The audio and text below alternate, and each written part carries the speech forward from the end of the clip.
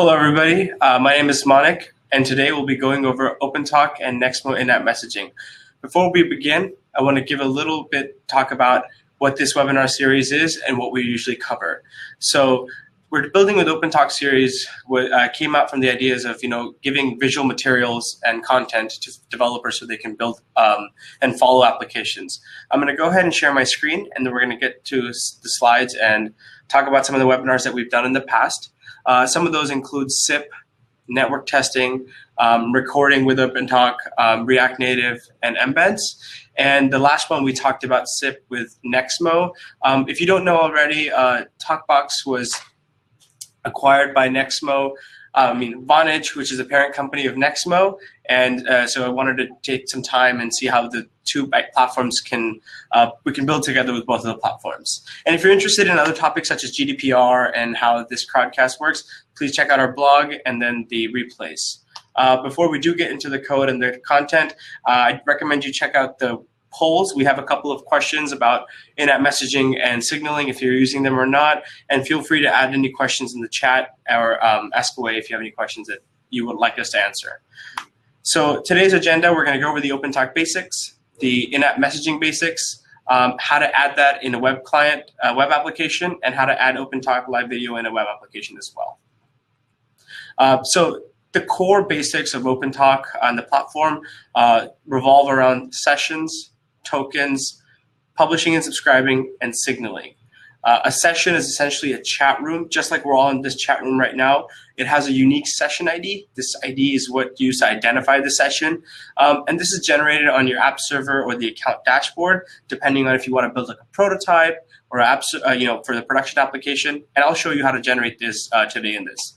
And this is where you publish and subscribe. So publishing and subscribing, and we'll go over that in just a second. Token. So a token is a user's key to the session. It's used to authenticate. It has metadata you can have. You can specify some time for it to expire. And this is also generated on the app server or the dashboard. Next off, I'd like to talk about publishing a subscriber. This is really important. As you can see, I'm publishing in this video and all you folks are subscribing to me. So this is the basic concept around publishing and subscribing. It's a way for you to transmit audio and video in an OpenTok session or receive audio and video in an OpenTok session. And signaling. So this webinar is focusing on in-app messaging and signaling. Currently, TalkBox does not allow you to have persistent messaging, but you can use signaling to create your own messaging service because signaling allows you to send data and text between two OpenTok clients that are connected in the session. We've seen it used for text chat, but we've also seen it to trigger things such as signaling to a robot to turn left in a video application that's controlling a robot. And these are real-time events that we focus on. So because it's not persistent, that's why we wanted to have this.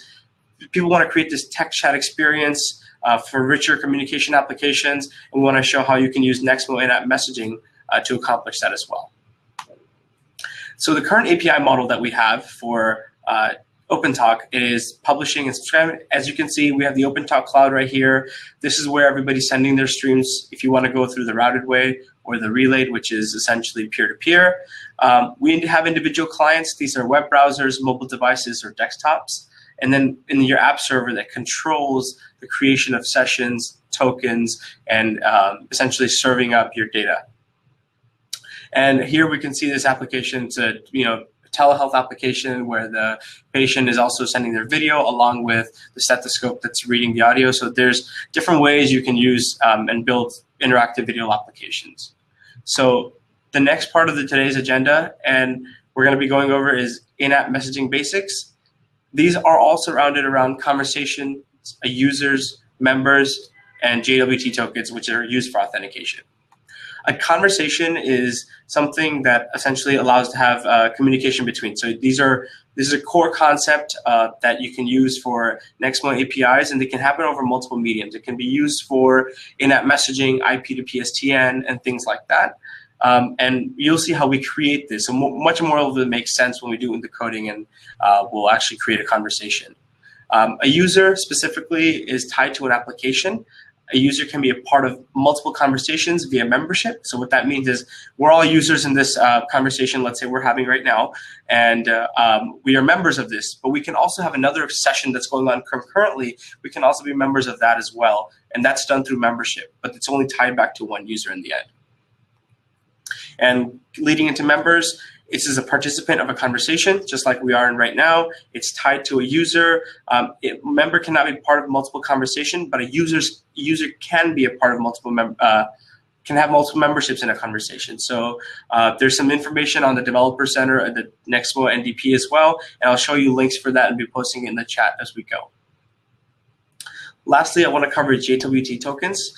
These are used to authenticate and join a conversation. So essentially, you've created a conversation, you've created this user, you've added the user as a member into this conversation, and now for them to actually programmatically be in the session or the conversation, they need to be able to authenticate with different levels of permissions, which are defined by ACLs.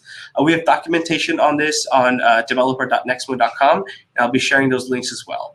You can also specify the expiration of this after a certain period of time. So you can make it where the JWT expires at a custom time, essentially. And now, before we get into the actual code, I want to take a moment and walk you through Nexmo Developer Center and also TalkBox Developer Center as well. So the Nexmo Developer Center allows you to essentially access all of the APIs, the documentation, and we're talking about guides, documentation, tutorials, API references, the server libraries that essentially let you have that experience to build your application, and information about all the events we do, the communities that we're involved with. So you'll find all that information here at Nexmo Developer. And for our specific case of this webinar, we're actually going to be focusing on in-app messaging, which is in developer preview. It's available in JavaScript, Android, and iOS, but we're going to be focusing on JavaScript for today. And then here on the other side, we have TalkBox Developer Center. So I've been a developer evangelist at TalkBox. I'm focusing on the OpenTok APIs, and this is where you go to get all your resources to build an application. You want to go for tutorials, developer guides, sample applications, the different API references based on different platforms that we support, and the tooling. So all that's available at the Developer Center. So I recommend everybody check out the Developer Centers at talkbox.com and nexmo.com to get the resources. And we'll also be dropping the links of our sample applications that will be going. So now to begin, I'm actually going to go ahead into my terminal. And I've already created this directory, essentially, where we're going to be working with. I'm going to go ahead and initialize an NPM account right here, NPM, and then just the basics, go through it. I'm going to install Nexmo Stitch, and this is the library that we need to get into the conversations and create the in-app messaging experience. I'm not going to be using our OpenTok NPM. I'm just going to use the JS link, and I'll show you how that goes. And I'm going to go ahead and open our Visual Studio Code, what I'll be using today to run the application. Before we do that, actually, I'm going to create some files. So index.js will be running our JavaScript, and then index.html, essentially, will be using our JavaScript there. So back to our VS Code. And then in the index.html, we're going to create some simple HTML tags. So HTML, let's do our head tag here.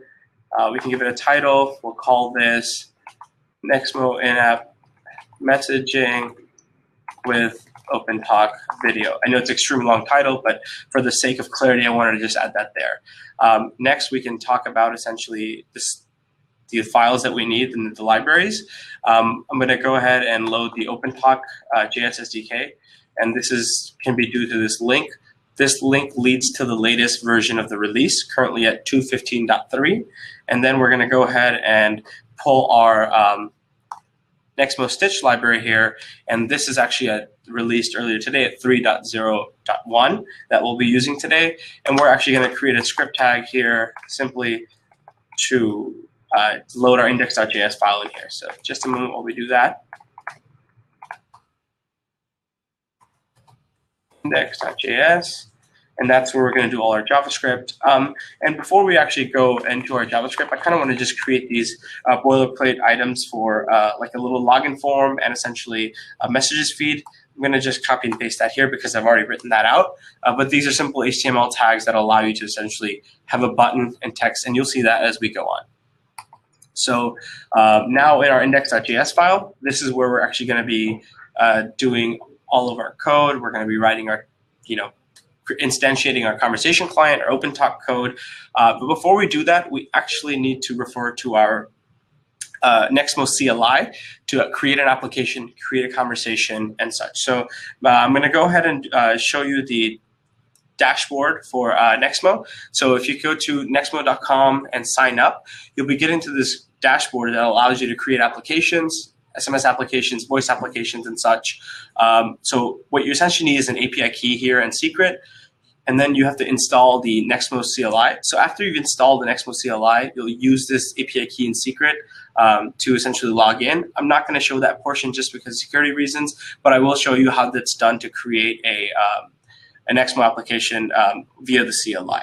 So everybody can see my terminal. We'll assume that I've installed the client, I've set up with my API key and secret. I'm actually just going to create an application called, let's call it My In-App Messaging app. Not trying to be redundant here, but that's what I'm going to call it. And then I have to fill in some items here. So based on the documentation, I'm literally just going to give it an answer URL that's obviously not mine because it's example.com, and then an event URL, which is just where my webhook events will be delivered, and identify the type of this application, which is going to be an RTC application, and where essentially I want to store my private key, which is used for authentication here.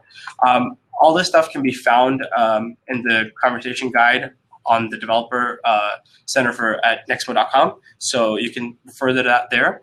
But essentially, we've created this application. I need to note this down, essentially, because I'll be using this later to create users and conversations. So I'm going to go ahead and put this in our code right here. Let's put it in our VS Code, and I'm just going to call it application ID. And I'll be switching back and forth for this, so it'll be easier for us to go that way. So back to our file here, I'm going to go ahead and get my terminal up going again, and then after creating my application, I need to create a conversation. And this will be done with the following command. Conversation create, and then we can give it a display name, and let's just call it Nexmo Chat. So far, so good. We've created this conversation. Please also note this conversation ID, and I'm going to go back to my code again. I apologize for switching so many screens, but it'll just make it easier when we have to refer back to this information.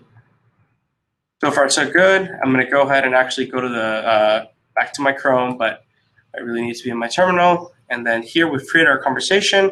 We now need to create users. So Nexmo user create, and I'll name them Jamie, just because that's the demo name we're using. So we'll name Jamie, and then here's a user ID we've created essentially. And I'm back to my code editor again. I have this user ID, and there it is here. And then lastly, I'm going to go back to my terminal here and pull up how to create essentially adding the user to a conversation so they can become a member. So I can do Nexmo member add, and then I'm going to pull the conversation ID we created. Since I have it here, I'm just going to pull it from here, but I can refer back to the code. So here, and then the action here is join. And then we're going to define a channel here, and the channel is going to be, let's do type, and then app here, and then we're going to put this information, and then the user ID is essentially what we added our user as. So this is going to be copied from this. Please keep in mind you don't have to memorize any of this. You can refer back to the documentation anytime you need, just because that's the easiest way to go about it. And now we're essentially created a member here. So now we're going to use this, and I'm going to do the exact same thing as I did before, and I'm going to do member ID. So as you can see, I'm just leaving them as reference as I need them for the future, and then obviously it'll just be easier for us to refer back to. So now that we've created a member, we actually need to generate a JWT token for this specific user. So I'm going to go ahead and just copy this command that I found on Nexmo developer, and then instead I'll just have to replace it with my app ID. And this app ID was actually created right here, as you can see on my screen. So post it here, and we'll be able to, we have essentially our token. And this is required for the authentication as we mentioned earlier. So I'm going to go ahead and get my user JWT token here, and I'm going to go ahead and copy paste this, and I'll leave it stored here again into my user JWT. And you might see me changing the names of the variables just so I can use the code samples that we've created. And so I'm going to call it your conversation ID. Hopefully so far so good. If you need a moment to see what we've done, take a pause. This will be available for replay, so you can pause it to play, catch up here, and then start building the application. So now that we've created this, we're actually going to create a little class called chat app. In the chat app, we're going to create this constructor. In the constructor, we're going to actually pull some information about the div tags that we've created, and just so we can have them for reference and then use them as we move forward. I'm also going to create a helper method called error logger, and so this can just essentially console log our errors. And I'm saying there was an error. Not being as descriptive as I possibly can, but if for the sake of the demo, I think that'll be good enough. And then we have here, we'll call something called event logger. So similar mechanism, and we'll just call it event. We'll also do console log and then say this event happened. Once again, it's not the most descriptive way of doing things, but obviously just for the sake of demo, it's kind of easy to identify what's going on here. Now I'm going to create this method called authenticate. In the authenticate, we're just going to return our user JWT. I know it's available globally, but that's probably not how you'd be doing things when you have a production application. So there's that. And now I'm going to go ahead and create this item called setup conversation events. So all the events that we're going to need from a conversation, and remember, a conversation is where we do our, where members can go in to interact with each other, essentially. And I've had this information set up. I'm going to just go ahead and bring that in here. And in this conversation, we're mainly listening for this event called text. This text event gives us a sender and a message. So the message is essentially what the message sent, and the sender is the person who sent the message. As clear as this, we're going to attach it, and we're going to put the date and attach it to the DOM so it can be part of this chat history that we're creating. And then simple as that. So now obviously we need to have a conversation for this to happen. And I'm going to just go ahead and create a method called join conversation. Join conversation, and then this we're going to take the user token for, and we'll bring the rest of the information in here. This is the important part here, new conversation client, that's what we're creating. I'll put debug to false here just for the, we don't need it to be too verbose right now. And we'll log in with the user token that we'll have here. After the login, this returns a promise. And then with the promise, we're essentially gonna get our conversation ID. And we'll do that in just a second here. And then after this, it returns another promise. Oops. And then in this, we can just set up our user events that we spoke about just a second ago. And then if anything fails in here, we obviously want to catch this, and then we'll just say error logger. So this can take care of it for us. Let's make it a little easier to look at. So now we've set up our user events, and we've passed a conversation here, and then we're using this. But we also want to be able to show conversation history, essentially. And I've created this little helper method that'll essentially go into the conversation, pull the information we need, and then load that as a part of our DOM that we need to. So I'm going to pull that up right here. So we have here, show conversation history.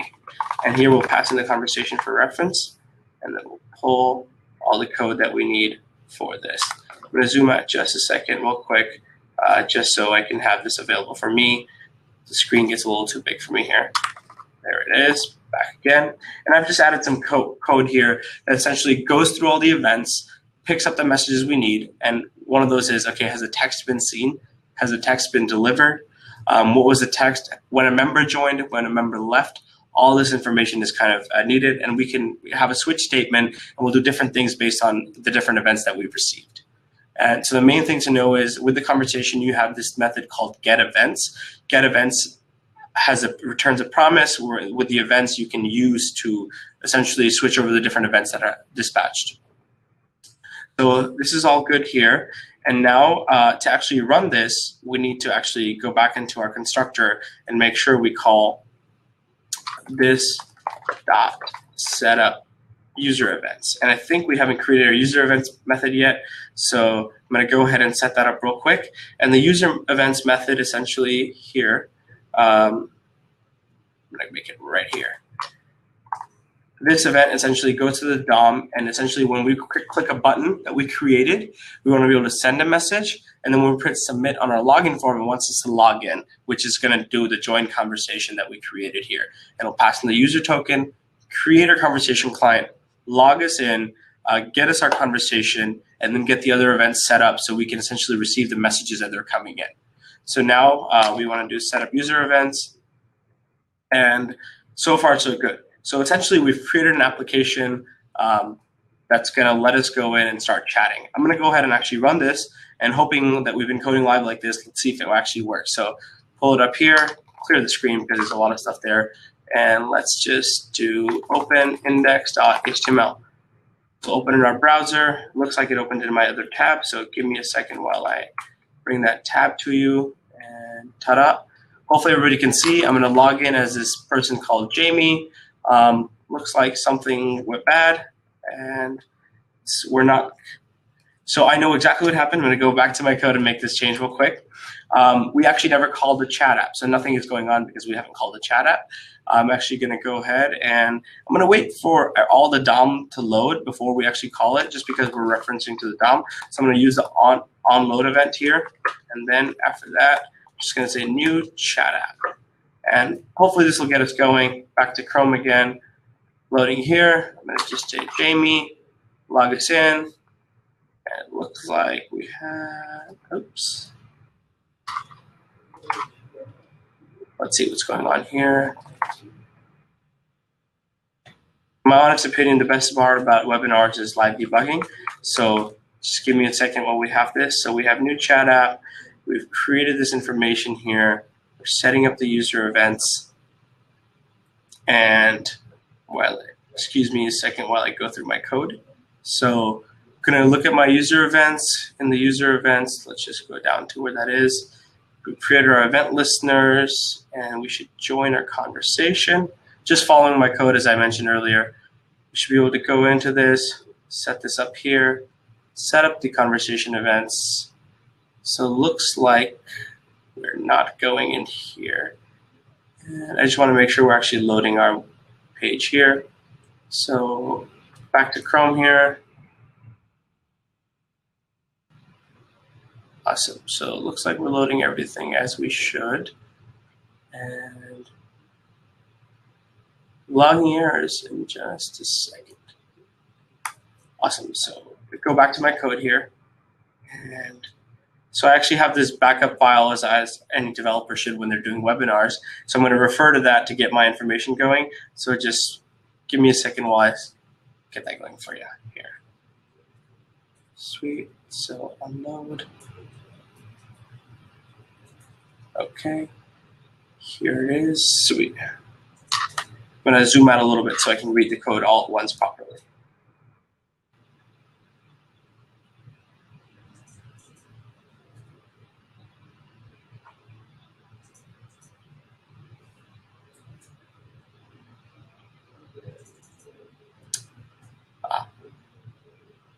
There it is. TN conversation ID. Sweet. So I'm actually just going to go ahead and swap the chat app that we created with the one that I have as a backup in case we need to refer back to it. But as you can see, the point of the webinar is not to code live, but essentially give you information on how to run this and the concepts around it. So we're going to go back in here and run this here. And looks like we're logged in. So it looks like something went off of here. Not sure what happened, but I essentially used the same token in conversation. Maybe I missed something in my code, and I'll check back and update the comments later. Looks like we got this thing called run OT as undefined, which is okay because we actually haven't defined that method yet. So I'm going to go ahead and write our run OT method. So we're going to create a function called run OT. In this function, we're going to run everything OpenTok related, which is where the OT function came through. So I'll need an API key here, a session ID and for OpenTok, a token here do all this. And also I'll have to instantiate a session object, which is what we mentioned as a chat room in OpenTok, in it, which we'll do for init session. We'll pass in an API key and session ID. And then we'll also set some event listeners. So in case we have other people join the conversation, we want to be able to subscribe to their sessions. Session.subscribe, and we'll subscribe to their event and stream. So a lot of this information that I'm going through really quickly is actually available in one of our previous webinars, where you can check out how to actually run this JavaScript code on an Electron client. So I recommend checking that out. We'll also add another event listener here where session gets connected, we're publish, and we need to create a publisher for that to happen. So we'll have a publisher here, ot.init publisher, and this is where essentially we create a DOM element with the video, and then we'll publish when we're connected. In order to get connected, we have to do session.connect method. We'll pass in our token, and I'll fill these credentials in as we go. And then if there's an error, we'll just be like, okay, if error, let's just console log it so we can see what's going on there. And then here, I'm going to pass in these credentials. So you'd actually generate these credentials from an app server, but for the sake of the demo, I'm actually going to go to my TalkBox account. I'm going to go ahead and create a new project with this OpenTok API project. I'll call it In-App Messaging Webinar. And there's some options here. You can read more about those. And I'm going to go ahead and just create this. This will actually generate credentials for me. So I'm going to go ahead and view this. This is the API key that I was talking about. So I'm going to go back into my code, add the API key here. And here I'm going to go down. You can see all these general settings that we have for session monitoring, archiving, and other features and tools. But for this, we're specifically concerned about our session ID, which I can create here. And then I can move down, put the session ID. You have different options of creating. Essentially, if you want to go to peer-to-peer or routed, which is going through OpenTok media servers. So depending on the calls you want to have, the number of people you want to call, people you want to have in the call, you'd want to pick those options accordingly. So I've gone ahead and added the session ID. I'm going to go ahead and create a token that's valid for 6 hours, give it publisher capabilities, which means to have the ability to subscribe to a stream and send a stream. And then here I have a token that I can create for this. So I'm essentially going to go ahead and paste that in here. And now for the demo, we're going to go ahead and reload this application. I'm going to join as this person, Monik. And then you can see that my camera's instantiated. I can essentially start logging and saying, hi, everybody. You can see me. I'm on a different device now because I have 2 cameras going on. And to see this in action, we really need to have another tab. In the other tab, I'm going to join as this person called James. The login mechanism is actually not real. You can see audio feedback. And I've just muted myself. But you can see multiple of me. Hi, how are you? I'm going to send this message here. You can see it shows up here. But obviously, the best part is it has to show up in the other tab. So if I go ahead and close this, if I close this again, come back to my application, log in again, you should see that the messages are persistent. And that's really the point of this demo here, to show you that you can come back to this conversation at any time, retrieve your events, which you can cycle through and put them out as messages. And this is extremely important because now you have this experience where maybe the videos, you're having video chat, but for some reason somebody needs to have a messaging application within there. You can do all of that. There's no event listeners involved from signaling perspective of OpenTok, but on the conversation side, you'll be able to receive these events and the text events and then put them in a chat application. So I know there's a lot of information, a lot of concepts going around here, which is why I recommend actually taking a pause when you're watching this video as a replay and going over it again. So for this, I want to actually share this. The demos are available here at the Web Samples repository of OpenTok. You can go to the basic video chat application. You'll see how to create a TalkBox basic video chat. And then on the contrary, here you have the conversation client running in an application. So you'll find all the code that we use essentially right here. I'll be putting up a repo with combining both codes. So we'll look out for that. I'll post it in the comments as soon as I have it right after this. So now we're actually just going to go into our questions and see if anybody has any questions. So I'm going to stop sharing my screen, and then we're going to go from there real quick. So looking at the polls, before we get into questions, it looks like I want to go over the polls that we had. Does your app include a chat capability? A lot of folks said no. Some said yes, I built it myself. And then other people are using third-party APIs. And now people are asking more. The other question was, are we using in-app messaging? Are you open to that? And so now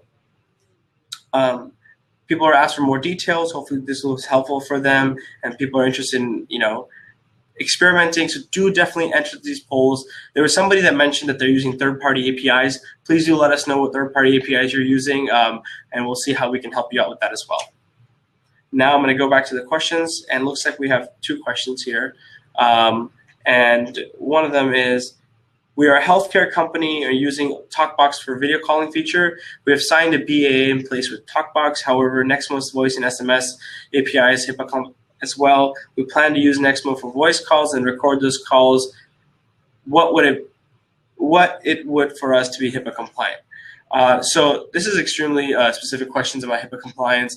I'm not a HIPAA compliant expert, so unfortunately I would not be able to answer that question for you. But definitely reach out to us, and we'll get in touch with you to make sure you're with the right folks that can answer your questions for you.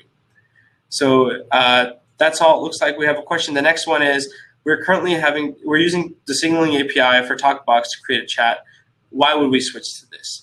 So you don't necessarily have to switch, first of all. That's just my honest opinion. The reason that we showed this is because you don't have, so the signaling works as I send an event, on the other end the person receives the event, but if they're not in the session at that time that the event was dispatched, the event would they would miss the event. So there's no level of persistence in these events that are triggered. We don't store how many signals that were sent out. We only relay the signal to the connected clients in the session. So that means you're doing some other work on top to store these messages to make this chat experience. And in order to not do that and just use a built-in API, that's why I would recommend using Nexmo In-App Messaging. So hopefully this was helpful, and hopefully the demo worked, although it really didn't work. So I'm going to look at that and fix that, how it went there. Anybody have any more questions? We'll take a few minutes to kind of let people ask their questions, or specifically about the code we wrote today, and what worked and what didn't work. So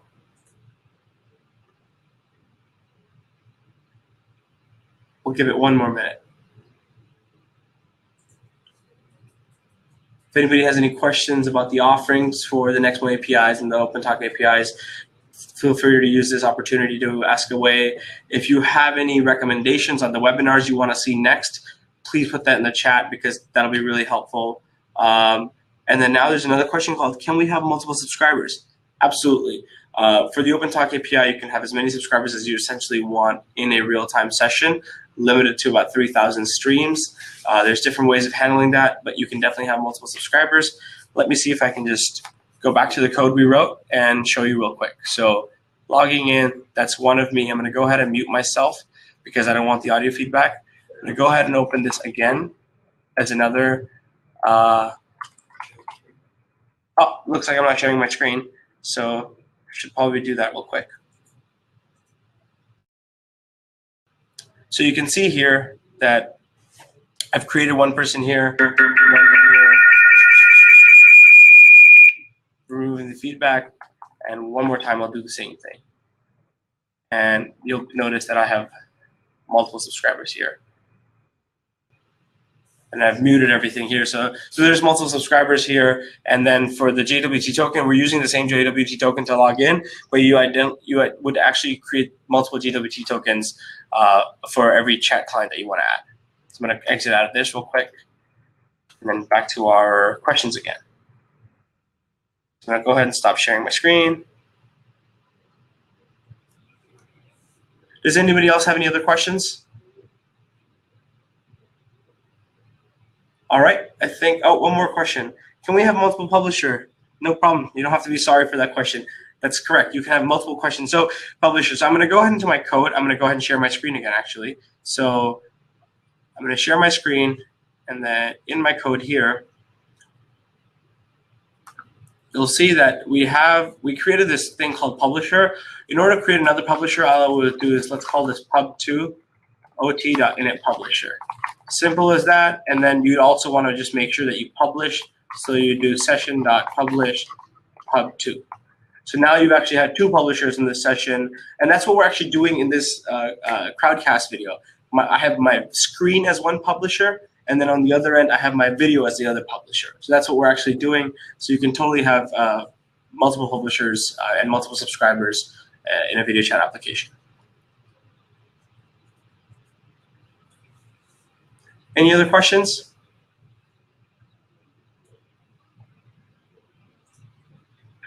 Okay, I think that's it. Please let us know about our next webinar if you'd like to see it. We're going to actually put up the link for the next webinar in the next few days. So if you have any recommendations on the content you want to see, give me an email, monik@talkbox.com. I think we have one more question, so before we sign up, I think I'm going to answer that. It says, how long can the session be open? So the session can be open as long as you want, essentially. The session never dies, but there are limitations on how long the session can be continuously recorded and things like that, but you can keep running minutes for as long as you want. Yeah. And yeah, thank you. Thank you for your time. We'll see you next time.